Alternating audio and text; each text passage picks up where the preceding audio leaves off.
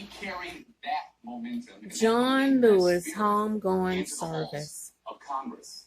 And you see where that led to. Basically, the admiration, not just in Atlanta, not just in Washington, D.C., but across this country. And you see that C-32 landing right there at Dobbins Air Reserve Base. C-32 the Vice President is on that plane that's usually officially known as Air Force 2.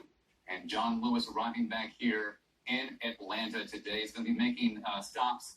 There's going to be a motorcade taking John Lewis's remains through several stops going down I-75 today, and it's going to go through the Rainbow Crosswalk at 10th and Piedmont. His hero mural is going to go on John Lewis Freedom Parkway, and it just means so much more. I mean, you pass by John Lewis Freedom Parkway, and today that seems to have much more significance right there. Also, there's going to be a ceremony at the state capitol as well, beginning at 2 o'clock. We'll have that for you live as well, where Governor Brian Kemp and Mayor Keisha Lance Bottoms and Calvin Smyre-Reed, Representative Calvin Smyre-Reed, are going to be talking as well. And then he will lie in state at the state capitol before his funeral service tomorrow. And very importantly, the public, all of us, will have a chance to pay our last respects. In fact, till 10 o'clock tonight. And anyone who's in the building by 10 o'clock will be able to go in. However, just a note on that, it's the Mitchell Street entrance, in case you're watching us right now and thinking that you want to go to the Georgia State Capitol. But for the Mitchell Street entrance, you do have to wear a mask. You have to have an ID. They'll check your temperature because they're trying to keep people as safe as possible during this whole procedure. But obviously, people want to be there in person to say their own goodbyes to Congressman Lewis, who did so much for our city, for our state, and for our country. And Freddie, we're talking about his early start on that farm, talking to the chickens in Alabama. He also talked about how he was determined to get out of the field and out of the hot sun, and he always saw education as the way to do that. He was passionate about education from an early age and said that his teachers told him to read, and he saw education as a great equalizer. But as I look at this plane coming in right now, I just wonder what he would think about all of this. And so many people focused on that plane right now and how we can carry on his legacy. You know, knowing John Lewis, Linda, he'd probably say something to the fact of, I just did the best job that I could. Roy, and they struck up an amazing friendship from that point on. And from that point on, John Lewis got a chance to be, it was phrased this week, and I'll never forget this, as an eyewitness to history. Because he was there at every part of it, from the March on Washington, planning that, and being the youngest speaker there. Imagine that, all right? And so at a time where we've seen Congressman Lewis over the years as the gentle, fiery elder statesman, but imagine him back then, right? He was so fiery that they were a little bit concerned what he might say during the March on Washington. So they had a Mahalia Jackson song ready to go, just in case. Just in case, he got a bit too fiery. That was not the case, however, as we're looking right here at people deplaning from that C-32, carrying the remains of John Lewis. It's a time to reflect, not just here for Atlanta, but this is a national story, because he really became the national beacon of civil rights. So true. And you're looking live as these family members are coming out of the plane right now after about a 90-minute trip from Washington. You were talking about their civil rights years, Fred, and I'm also reminded, kind of fast forward into the 2000s. He was there, of course, for President Barack Obama's inauguration in 2009. He said when he was getting arrested, going to jail, being beaten, he never dreamed of the possibility of an African-American one day being elected president of the United States. And at the same time, it meant a lot to President Obama that he was there. In fact, when he was Senator Obama, he said, "I stand on your shoulders." And eventually in 2011, awarded John Lewis the nation's highest civilian honor, the Presidential Medal of Freedom. But today is a day that Atlanta and Georgia is celebrating his life and his accomplishments. And we've been telling you about this route. We actually want to walk you through the route that this motorcade will take in the next couple of minutes and in the next couple of hours. And we have a map right there. You can see they're starting at Dobbins Air Reserve Base in Marietta, and they will end up at the state capitol. And this route down I-75 south from Dobbins will go to the 10th Street exit. What's there? the Rainbow Crosswalk at 10th and Piedmont. Congressman Lewis, a legendary fighter for rights that included gay rights.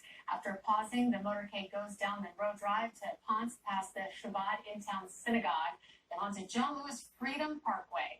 And from there, Linda, it goes down Boulevard through the Martin Luther King Jr. Historic District, where it's expected to pause at the home of a friend and mentor, Dr. King. And after that, the motorcade goes downtown to pass the John Lewis Hero mural and the SCLC headquarters, as well as other important civil rights landmarks. There are so many here. And it'll also go past the late Congressman's headquarters at the Equitable Building before arriving at the Georgia State Capitol.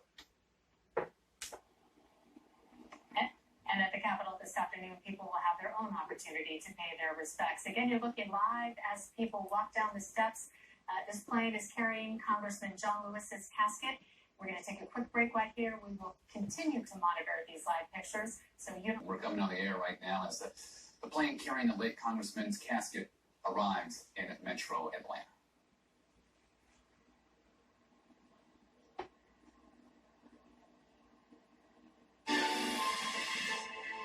It doesn't matter whether we're black or white, Latino, Asian American, or Native American. It doesn't matter whether we're straight or gay. We're one people, we're one family. We all live in the same house.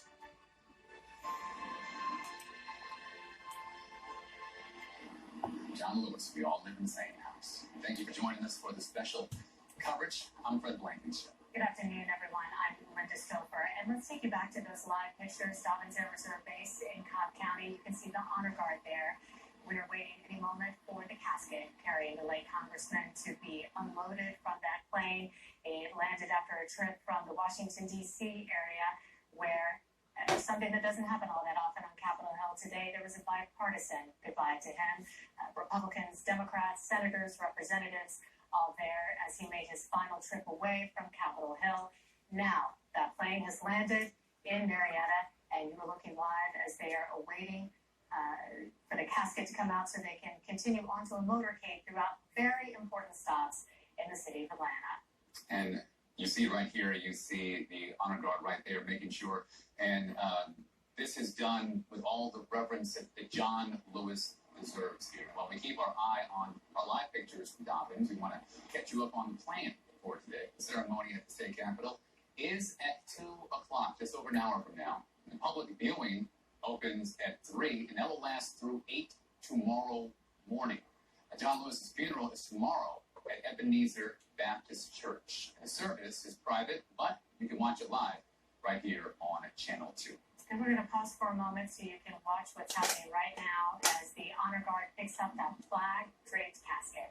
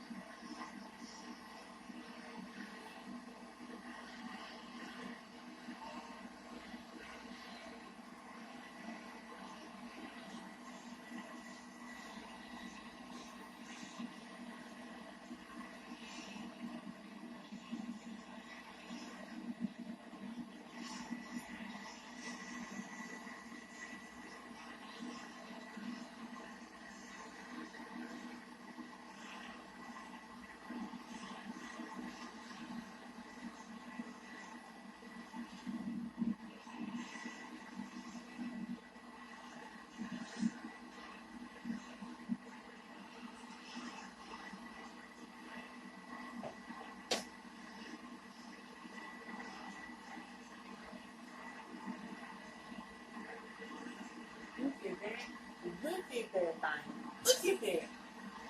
Look at how they know. Ay!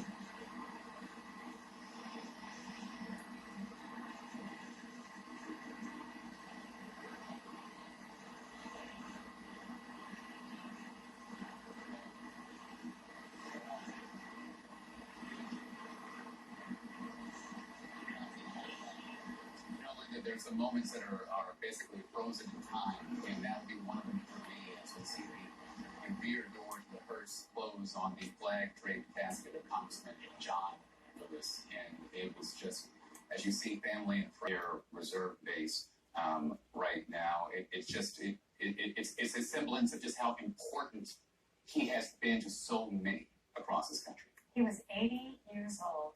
Congressman Lewis, we lost him on July 17th, 80 years old, after a battle with cancer. And he spent most of his adult life in the Atlanta area. He served the 5th District of Georgia in the U.S. Congress for many, many years, called the conscience of Congress. You're looking live at Dalton's Air Reserve Base, and you can see through the window there the stars and stripes of the flag on the casket. You know, and there's not, everybody has a John Lewis story, basically, Linda, and including, as we see the flag draped casket inside of that hearse, including the mortuary service, Willie Watkins Funeral Home, right there, because he was a close personal friend. Mr. Watkins is a close personal friend of John Lewis, and so this is not just emotional for the city, the state, the country, but also everybody who's close to John Lewis, who, by the way, that felt like everybody. And on a side note here, also the passing last week, basically within the same 24 hours, of Reverend C.T. Vivian. Now, at the same time, at the Watkins Funeral Home, you had John Lewis and you had C.T. Vivian.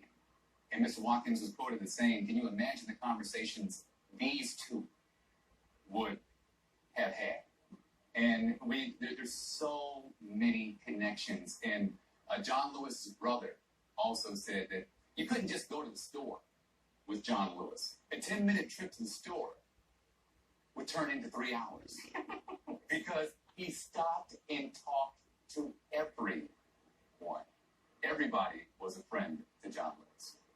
And yet his sister says he wore a tie to school. Yes, he did. High school. He definitely had his sights and his mind and his focus on something bigger and broader than what he was achieving at the very beginning of his life, and moved on quickly.